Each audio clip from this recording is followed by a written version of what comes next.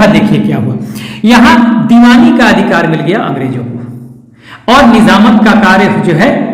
ये नवाब के पास रह गया। यही दो सत्ता हो गई यहां पर एक ही सत्ता के तहत, नवाब के ही तहत दोनों था, लेकिन यहां पर द्वैध शासन में यानी ड्यूअल गवर्नमेंट में दीवानी चला गया ब्रिटिश ईस्ट इंडिया कंपनी के पास, यानी कि राइट टू कलेक्ट रेवेन्यू, राजस्व सारा जा रहा है ब्रिटिश ईस्ट इंडिया कंपनी के पास और निजामत का कार्य देख रहा है नवाब। लेकिन अब देखिए यहां पर क्या होगा, यहां पे पैसा भी है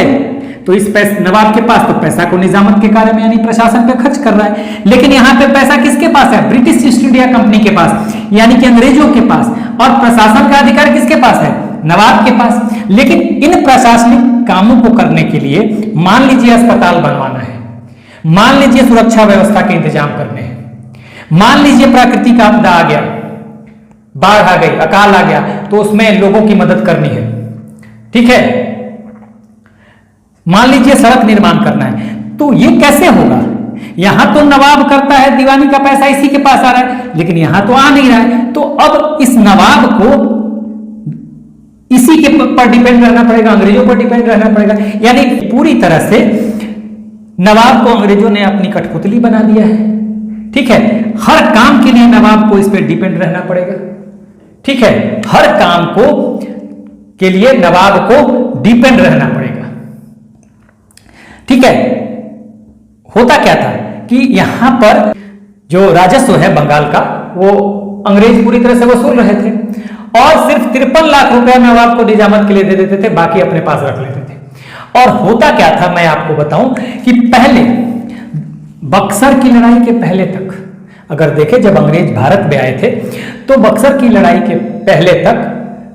वो क्या करते थे कि ब्रिटेन से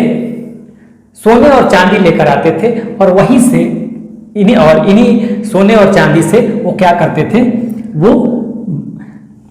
कच्चा माल खरीदते थे भारत से और उन कच्चे माल को वो भेजते, उन कच्चे मालों को भेजते थे कहाँ, ब्रिटेन, जहां मशीनों में वो फिनिश्ड गुड के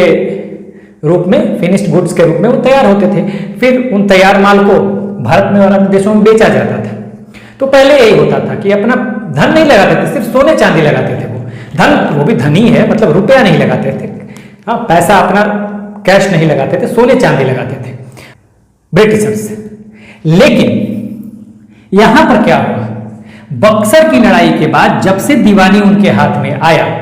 यानी राजस्व इनके हाथ में आ गया, तो इन्होंने क्या किया कि बंगाल के धन से ही ये बंगाल से कच्चा माल खरीदने लगे।